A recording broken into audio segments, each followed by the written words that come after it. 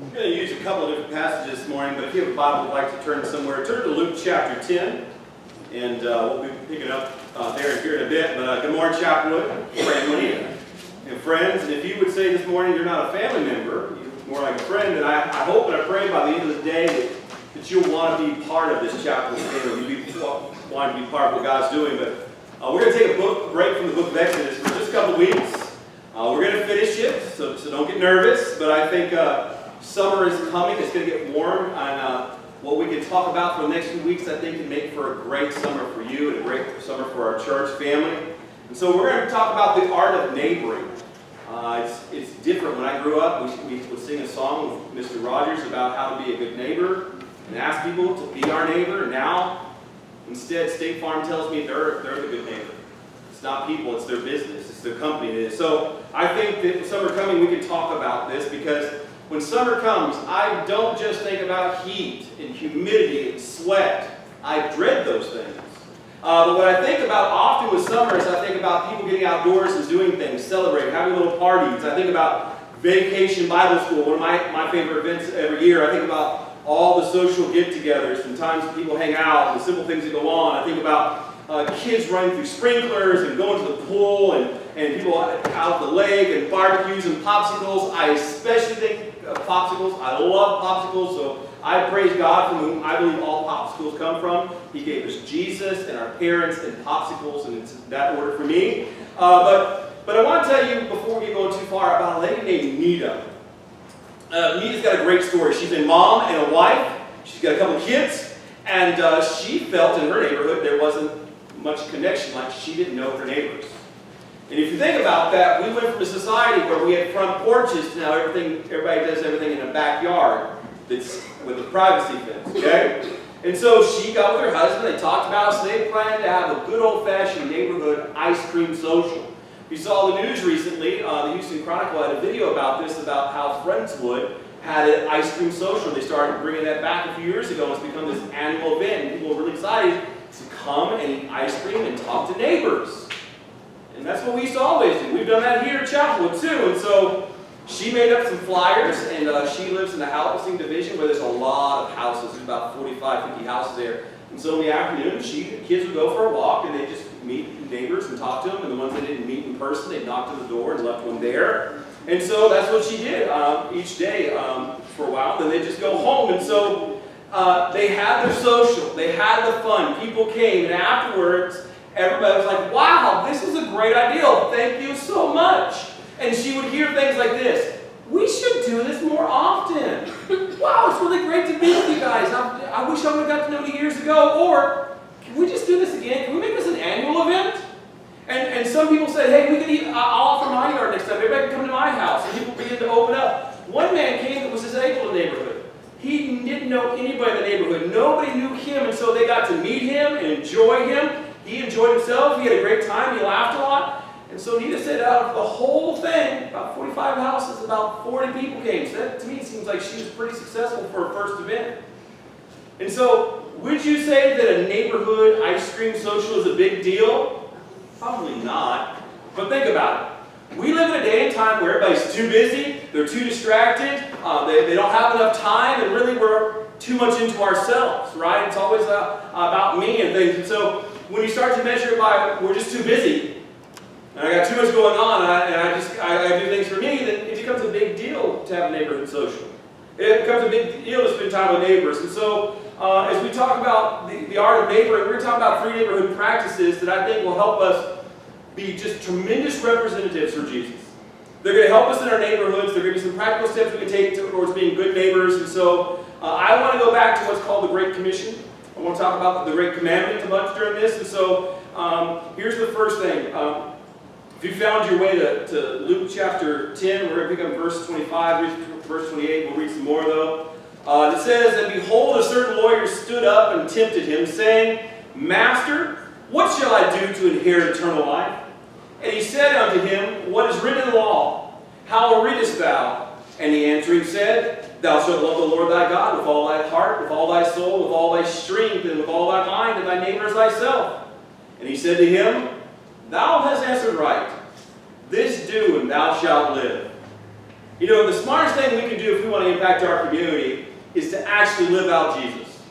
And that's what this guy is being told here, right? He's being told, go love your neighbors as it's already commanded. That you should do. But think about that. Here we have this religious expert of the day, and he is trying to trick Jesus, right? At the very best, he wants to figure out a loophole. And so what is his question? Hey, Jesus, how do I inherit eternal life? And Jesus turns back to him like, really? Don't you already know this? What do you think it is? What does the law of Moses say? To which the guy who's the brains of the bunch, right?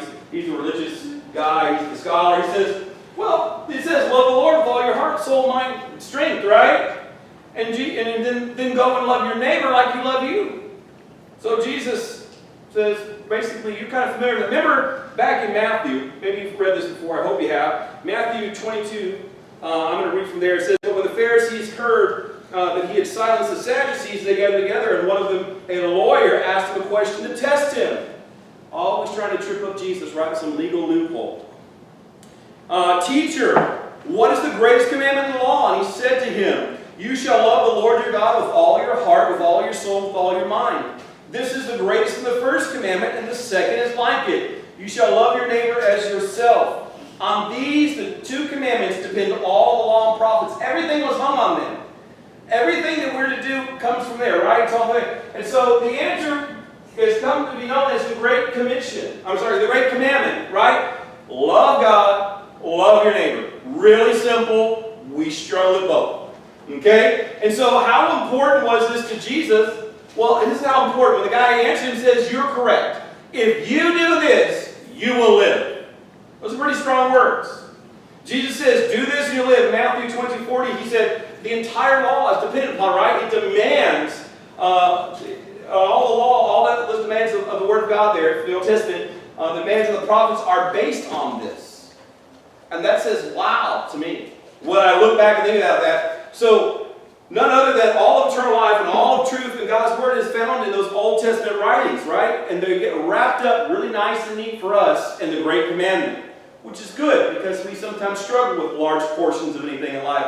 And so if we have something neat and small and concise and consistent like that, it's good for us. And so it's one of the most critical things ever taught. Jesus taught it, and so it's important to us. It should grab our attention that if I will love the Lord, my God, with all my soul, heart, mind, and everything, and then I will love my neighbor just like I love myself, I should be able to do that, right? I should be able to give it my attention. I should be able to develop my passions around that. I should be able to build my commitment towards that. I should have some enthusiasm.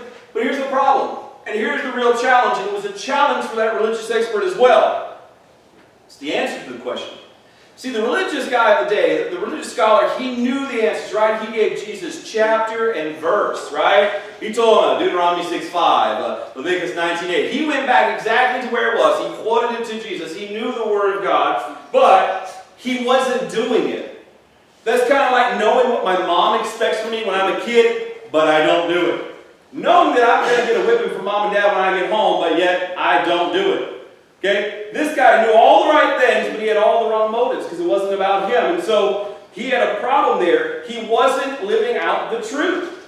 He had head knowledge, but he did not have a heart response. Okay? He was dead here, but he knew it all up here.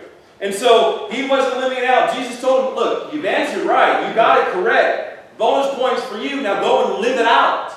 And so then the guy came back, come on, Jesus, really, who is my neighbor? Now he's trying to get it so that way I don't have to love people. I don't have to serve people. I can serve me. I can love myself. And so he doesn't want to do the right thing. So to answer this question, Jesus brought the parable of the Good Samaritan. And maybe you're familiar with this because you've heard it before, but in this it tells us who our neighbors are and who we're to love. I'm going to read it to you. Jesus replied, a man was going down from Jerusalem to Jericho, and he fell among robbers who stripped him and beat him and departed, leaving him half dead. And by chance a priest was going down the road, and when he saw him, he passed by on the other side. So likewise a Levite, when he came to the place and saw him, passed by on the other side. But a Samaritan, as he journeyed, came to where he was, and when he saw him, he had compassion. And he went to him and bound up his wounds, pouring on oil and wine. And then he set him on his own animal and brought him to an inn and took care of him. And the next day he took out 2 denarii and gave them to the innkeeper, saying, take care of him, and whatever more you spend, I will repay you when I come back. Which of these 3 do you think was his neighbor? All right, he says, which of these 3 do you think proved to him to be a neighbor to the man who fell, the robbers? And so he said, well, Jesus, it's the one who showed him mercy, right? It's the one who was kind to him. And Jesus said to him, you go do likewise. Go do the same thing. Go live out that story in your life. So we have some thieves, right? We have some robbers, some thugs. And they see a guy, they think he's an easy mark, and so they make him their victim. And they didn't just see this man as a man like you or I might see somebody if we're going down to the store or we're out in the community. They saw him as an opportunity for ill-gotten gains. They chose not to care about him as a human, not to care about them like they would their own self. They chose instead to exploit him. They wanted to rob him of anything of value, and they didn't even care if he lived. And so the religious man saw that the injured man, for him, he's a nuisance. He's in the way, right? And so you might be saying, well, Chris, what do you mean as religious? Because sometimes we get faith and religion mixed up with Christianity. We talk about, oh, we do something religiously. Like, I hope, I pray every morning you brush your teeth religiously. That's a good thing. Put deodorant on religiously. But religion is about order a lot of times. And really, when we're talking about religion here, though, it's our attempt to make ourselves right with God. It's man's attempt to make ourselves acceptable to God by doing good deeds. And so that's not what we're doing. What happens when you do that is you end up with a lot of religious rules that rob you of hope and take all the life out of your faith, because now you don't have faith you're living out, you have religion. And so we don't get the closeness of God that should be the result. Instead, you feel farther from God. You end up feeling hurt. You end up being tired a lot because of what you're trying to do, which isn't pleasing God. Religion is man-centered, okay? It's not centered on God. And it's centered on what I can do to earn God's love instead of realizing He's already extended that love to you. So for these religious men who were trying to do things about them and not about God, they avoided the injured man, right? It wasn't going to help them. It wasn't going to boost them. They weren't going to get anything out of this. I'm going to go around him. I'm not going to deal with him. And so they thought for them their service was over after what we would say is Sunday morning, right? They've been to church, they put in their tithe, they sing their song, they clapped a little bit, shook hands, left out, church is done. My service to God is done. I have done my hour. Or if I went to Sunday school, I have done my 2 hours. They thought they fulfilled everything through that. And so they saw no obligation to help the man on the ground who's bleeding, who's moaning, whose clothes are all torn, who's missing all his property, right? They saw no reason to help him, because why? I didn't do it. It's not my fault. I shouldn't have to clean up somebody else's mess, right? And so they did not see this as an opportunity. But for them, it was like this. I don't have time for this. I'm too busy for this. This is not my schedule. I shouldn't have to be responsible for somebody else's problems. I didn't make this mess. And so it's none of my business. Why would you worry me with it? I can't stop and help every Tom, Dick, and Harry just because somebody else didn't do it. So why should I now? That's been my attitude before in life. Like, why should I help that guy on the side of the road? Why should I do that if they're not able to do it for themselves? And that was wrong on my behalf. So whatever they were thinking, whatever was really their mindset, they avoided coming in contact with this man. They just passed by him. They did not care for him. But here comes the Samaritan. The Samaritan is really funny because he is part Jewish and part not, which makes him the worst thing in the Jewish people's eyes. And he sees this man, and he doesn't go, ooh, I don't want to get involved in that.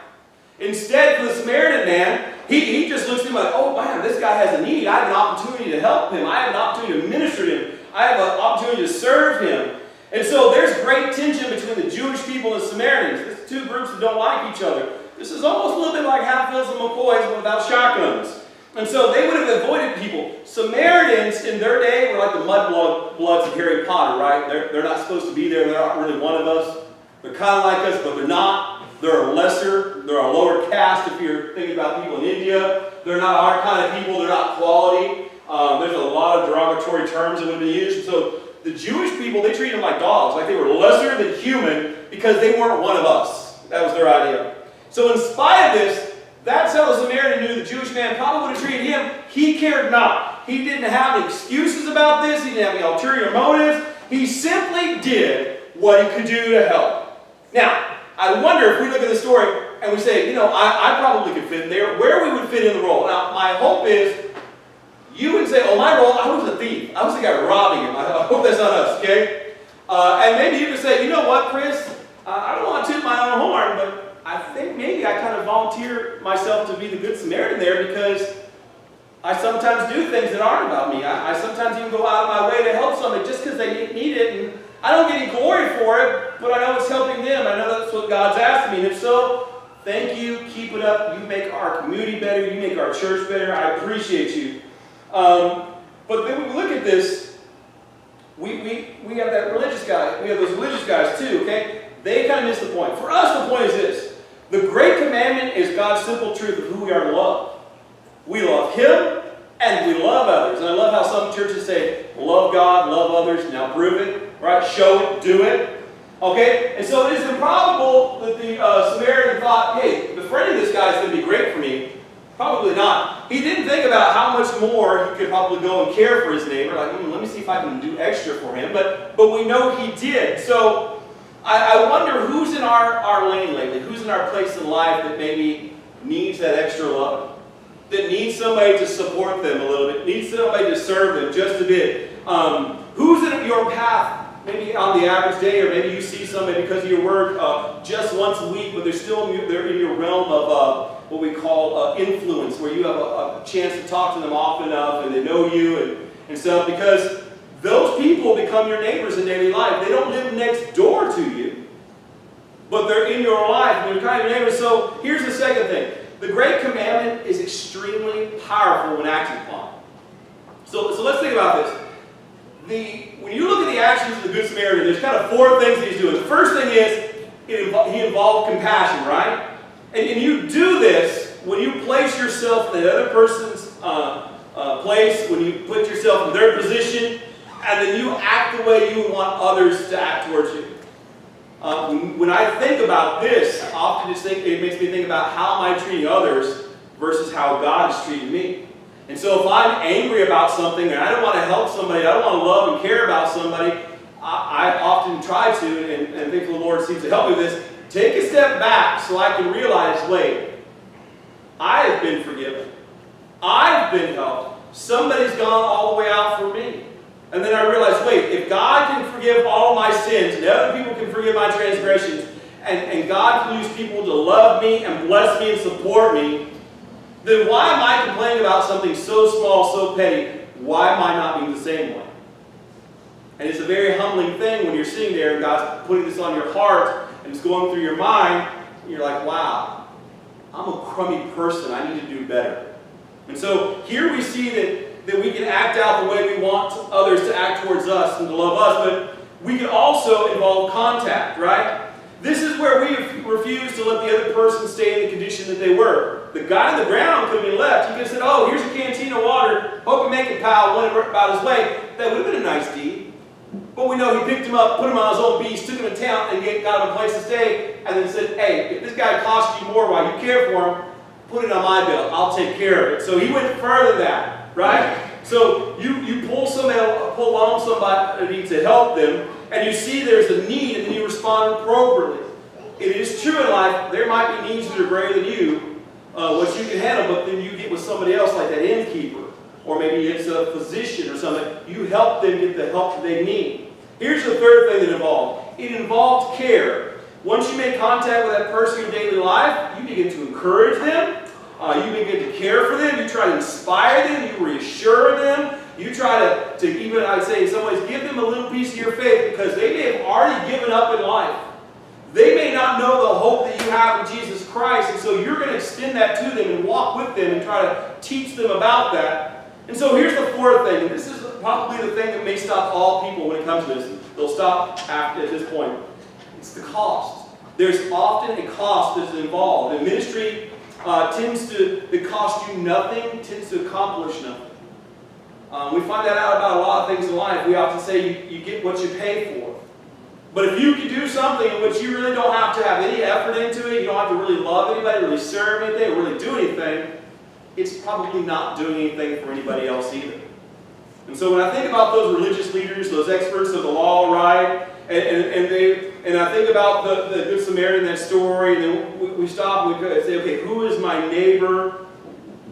Is my neighbor just who I pick and choose to be my neighbor? Because that's how the legal guys want, right? The legalists, the guys who do the law, they want to pick and choose people that are easy, like, oh, my mom is my neighbor because mom loves me and she doesn't ask too much of me. Or the guy next door to me, I never see him because he works the night shift, so he can be my neighbor too, because I won't have to deal with him. I won't have to meet his needs. And we can't do that. We can't pick and choose people because they will cost us less time and effort and energy, right? There's no investment, no involvement, so that's going to be my neighbor. That really says I'm not loving people, I'm just caring about myself. And so for the legalists there, they wanted to control this, right? They wanted to write their own narrative of what a neighbor is, but Jesus had none of that. He says your neighbor really is the person that's in your pathway, right? They're in your lane as you're driving through your life. They're the people you come in contact with during the day. Your neighbors are the people who live in your regular sphere or your regular orbit of daily life, right? In the circle that you travel in. And so when you and I, when we represent Jesus, by putting forth that compassion, that contact, that care, that personal cost we talked about, it becomes a powerful force in representing Jesus out there in the front line of society. And you may not think of yourself as being on the front line of society, but that's what we are as the soldiers of Christ. We are His army, His people, carrying out His commandment, His commission. Okay? And so, when we think about the Samaritan account, we may be familiar with it. I think probably many of us are. But I wonder, do we actually live like religious guys or the Good Samaritan? And I don't want to really examine my own life because it's not going to make me feel good, because maybe sometimes I'm just a religious guy and I'm not living out who God has called me to be. I wonder if we excuse ourselves even from the call of Jesus Christ or from loving neighbors and coworkers and the parents of the kids on our Little League team or our literal neighbor, because why? They don't fit my timetable. They don't fit my plans. They don't fit my life the way I want. It's not comfortable and easy, so I just do away with them and I forget it. And so, yes, there's going to be some struggle with this. Here's good news. Great things happen when you bring the presence of Jesus Christ to those who are closest to you. And I believe that when Jesus comes into people's lives, there's great change in their life. There's great change in how they live. It reignites your passion, your fire. I had a missionary the other day ask, what do people want to hear from us as a missionary? What do you want to hear? And I want to tell them, yes, we want to know that you rightly preach the doctrine of God, but when you tell us about life change, when you tell us about lives who have been crippled by sin and have been renewed and redeemed by Jesus Christ, that's going to excite people.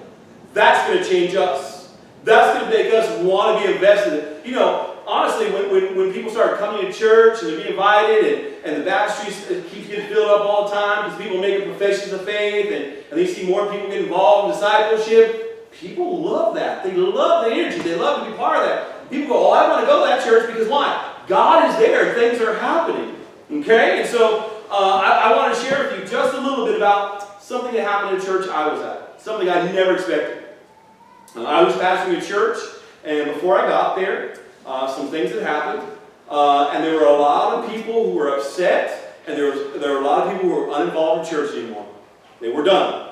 And they had been hurt, and they kind of checked out, and I went to see this one man. I heard some nice things about him. Didn't hear about him at first because nobody wanted to talk about the problems that had been there before I got there. But when you have hurt people, you've got to help them. You've got to help them restart and walk again. And so I went to see him. He was just as nice a guy as they said. As we began talking, we got from small chit-chat talk to, what do you do? Hey, that's great. You like to fish? Okay. To about things about faith and about his church life. And all of a sudden he's like, you know what? You can wait. You can talk to my wife when she gets here. Okay. So we sat in silence for about 30 more minutes until his wife showed up. Very uncomfortable, very awkward. And his wife came in, and you could tell automatically, this is the preacher from the church down the road. You could tell her body language changed. She was now very guarded. As we talked, you could see that. She kind of had a hard look on her face. Not like she was grizzled from the weather and all, but you could tell there was hurt, and she could tell that she wasn't going to let up on anything. She wasn't going to just go, oh, this is what all went on, because that's just opening up wounds. And so we could see the pain. And these had been two people that had been faithful workers in the church, and they were part of the Lord's family, but they needed somebody to come alongside them and walk with them. They need to be healed by God of those hurts they had. But here's the truth, even after talking with him, they were not going to be worshiped anytime soon.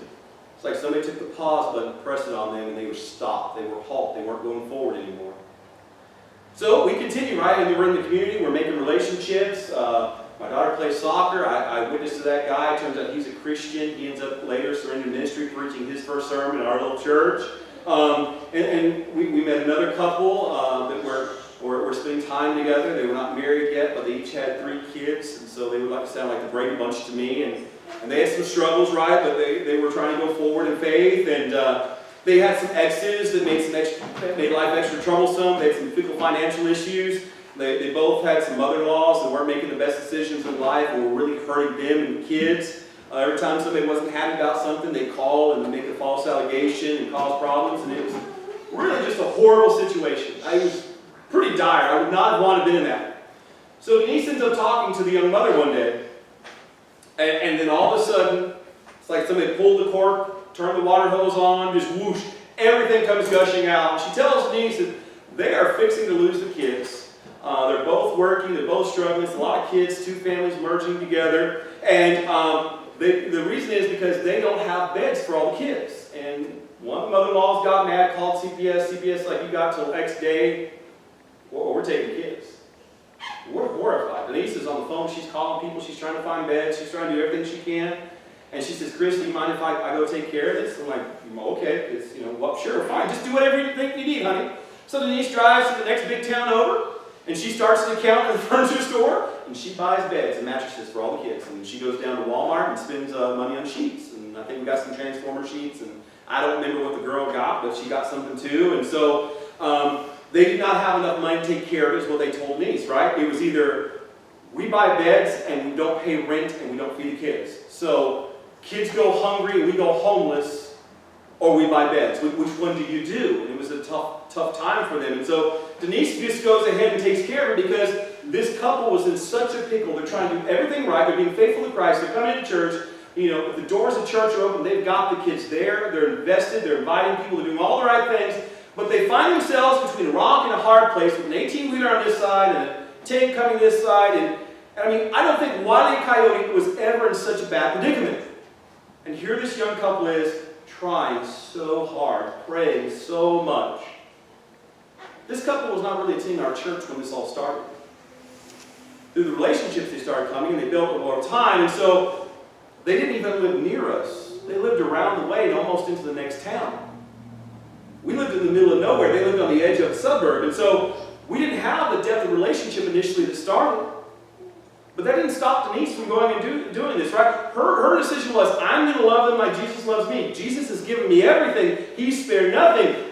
He paid my debt. I will take off a debt for them. I will go and I will get everything they need so they can be a family, and there will be no worries, there will be no harm, and Satan can't rear his ugly head at them anymore. So she outfitted that home for boys and girls. Do you know who did not have a bed? Mom and Dad. But that was okay.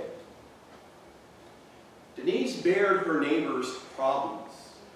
She made their problems her problems. It became personal for her. It wasn't her job. She didn't have to, right? And did it make her life better or easier? No. Nothing about that said, Denise, this is for you. You do this. It's all about you, girl. Nothing was like that at all. But it did change that family's lives. And in some ways, I think it changed Denise also. But here's what it really did. It gave that young family an opportunity in life to start life together and be faithful. I see them on Facebook all the time. They've gotten better jobs. They're in the church. They're teaching Sunday school. They're teaching VBS. It turns out that the young lady that was that young mom, her mom and dad was that couple that I went to see earlier when I began my work at that church. Those family members that were upset at the church from being hurt from a prior pastor, they saw us loving these kids that we didn't know. That's their children. It's personal to them. They came around. They're now faithfully serving in that church too. Everything that came around was not because I went back and got the upset people come back to church. It's because we love people we didn't know to the point that it just didn't matter. We're going to love you in spite of this. You may never darken the door of our church again. You may never make a profession of Christ. I don't know what's going to happen. But we loved them. Not because they were our literal neighbor. Not because they were easy and convenient. It's funny because they weren't fighting with CPS anymore. They weren't doing a lot of those things, and now their furniture, the exes we're all complaining about were there. There's nothing to fight about. Matter of fact, I saw a divorced couple marry each other's divorced exes, very awkward, in the same church, worshiping together. Most people don't like their ex, let alone do you want your ex to marry the ex that of the one you married, and be in worship together with another child, with other people. I had one family that was part of it say, I'm not coming to your church. I'm not being part of this. Why? Because my ex goes there. And it was so awkward because the young man was like, Mom, I've professed Christ. I want to be baptized.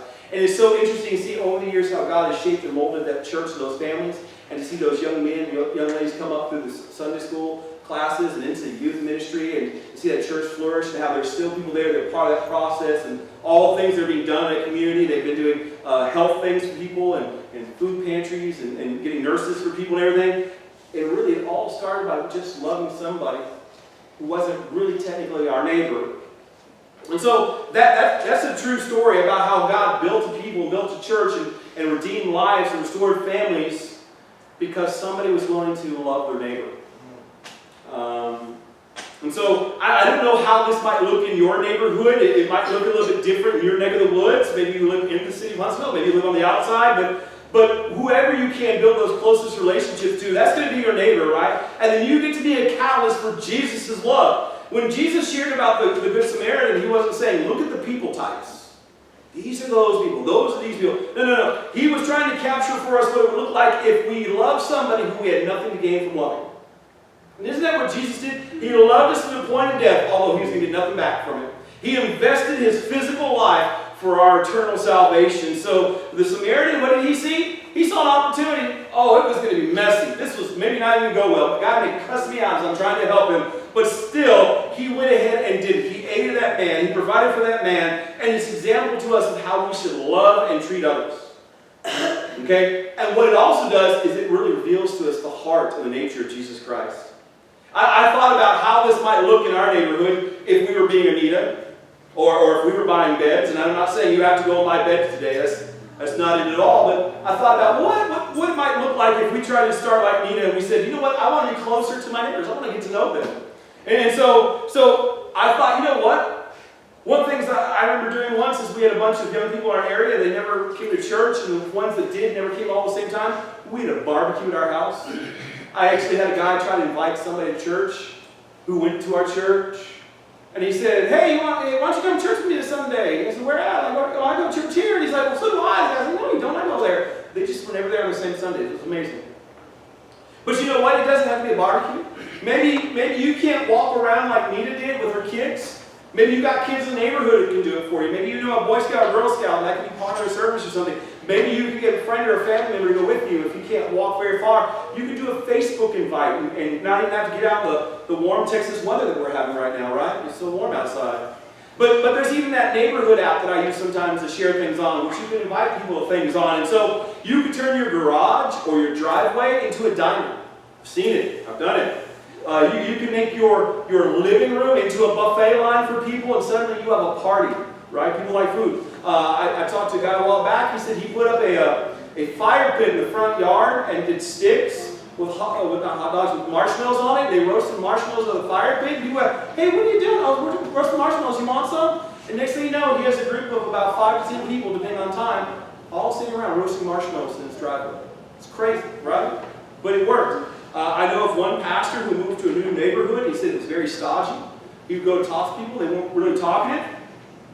And so he thought about snow cones, but they didn't have a snow cone machine, so he just got those freezer pops, those popsicles in plastic tubes, and he set out lawn chairs in his driveway at the edge with a cooler full of those and offered them to everybody who drove by or went by. So the next thing you know, people were pulling their cars over, they're standing and talking. He met great people in his neighborhood he never had a chance to by buying freezer pops from Walmart. And so I don't know what this might look like for you. It might be a little bit different. There are tons of ways to start relationships, but the goal is to be big on what Jesus talked about, right? He was big on relationship building. Never once did we see God build a program. He built people up. He built lives up. He didn't build programs. And so this is a great way to get to know people, contact people that aren't like you. It's a great way to serve people, to love people, to show them hospitality. And so if we're going to make something big in our life, we need to make something big in our life that mattered to Jesus. And what mattered to Jesus was being a good neighbor. So being a good neighbor for us should always trump a good program. You can have a lot of programs in church, and after a while that program gets old. But good relationships never get old. You never say to a friend, you know, you've been a good friend to me for the last 15 years, but I'm tired of you. I'm going on to get a new good friend, a new best friend. We tend not to do that. We stick with people. We stick with relationships. Relationships is matter. So at the end of this morning, in the back table there for you, we've got these yellow blocks, math blocks. It kind of looks like a Rubik's Cube with our church logo in the middle. We're going to simply ask you to take one of those with your family and find out who your neighbors are. But I'll be honest, I don't know my neighbors on that street over there. Remington knows some of them. I don't know them. And so I'm going to have to go and do this too. And so we're going to ask you if you'll be willing to learn some names, to retain that, to learn some things about our closest neighbors. And so at the end of services, as you're leaving, we're going to ask you to take one of those. I'm not going to arm wrestle you. Okay? And then we're going to ask you to write down the names of 8 people who live closest to you. Now for some of you, you already know your neighbor because they live next to you and you've known them for years. It's going to make it easier. You can maybe find somebody you don't know. Some of you, it's going to be a family member. Sometimes it'll be a family member. You don't like that family member, but that's okay. But you're going to find out some things. We're just asking for 8 houses, so I'm doing this too. Starting today or tomorrow, I'm going to talk to the person in the first house, another one in the second house over there, and so I'm going to be doing it. So the point is to see if we can know our neighbors and be part of their lives. Now, if you want to invite them to church or Sunday school also, that's great. Tell them to come Wednesday night or something, okay? But for now, we just want you to get to know them and begin to pray for them. If you don't know somebody's name, you're probably not going to pray for them. And that's the truth. We can pray generically for like the little pygmies in Africa. I've heard those prayers, right? We just generically pray for all missionaries. We don't know who they are. It's generic. And maybe it's heartfelt, and maybe it's not. But we just want you to pray and fill that up. And then we'll begin talking next week about how to take this and make it the great commandment work in our neighborhood. But there's one more thing before we close. Of all the people that are out there that you can have as your neighbor, there's one person in your life that cannot be your neighbor. And that's Jesus Christ. He can't be the neighbor to you. He can't be just the guy next door, the person who lives around the corner. In fact, in Scripture, the title used for Jesus is not neighbor, it's Lord. It's Lord. And so Jesus, he has to be the Lord of your life. He must be at the center. He can't be off to the side. He can't be the guy over the fence behind you, or the guy around the corner that you see every once in a while and just wave to.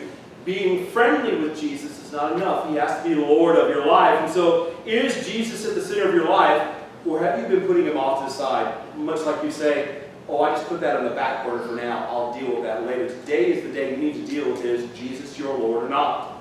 He's the Lord of your life when you surrender your life to him. When you say, Lord, I'm wrong for my sins. I get it now. I understand why you died for me. I want to give up my will and turn towards yours. I want to follow what you have for my life.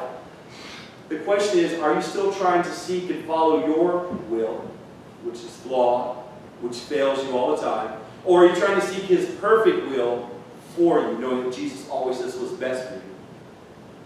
Because if you're like me, and like many people I know, we tried for a long time to do it on our own. It was lonely, and it was fruitless. We tried to go on our own, do it by our own strength, pull ourselves up by our own bootstraps, but you know that you don't always have the strength to go forward. And you know you don't have the ability to solve your problems in life. I've tried, millions have tried, and we've failed. And we find out the only person we can turn to trust is Jesus. That's where you're going to find that hope. That's where you're going to find real freedom. That's where you're going to find life and joy. And not just life for now, an abundant life. We're told we're going to have eternal life with Jesus Christ who died for us. Who do you want to be the king of your life? And whoever that is, or whatever that is, ask yourself this. Was that person willing to die for you? And not just willing to die for you, but did die for you. And then rose from the grave to show you that they are real and they're true and eternal. And they reign over your life. Don't be just a neighbor to Jesus. Ask Him into your life. Ask Him to live in your life. Ask Him to forgive you of your sins. As musicians come forward, I want you to know, you don't even have to be just a friend of us here at Chapelwood. You can be part of His church here. You can become a family member this morning. Let me pray.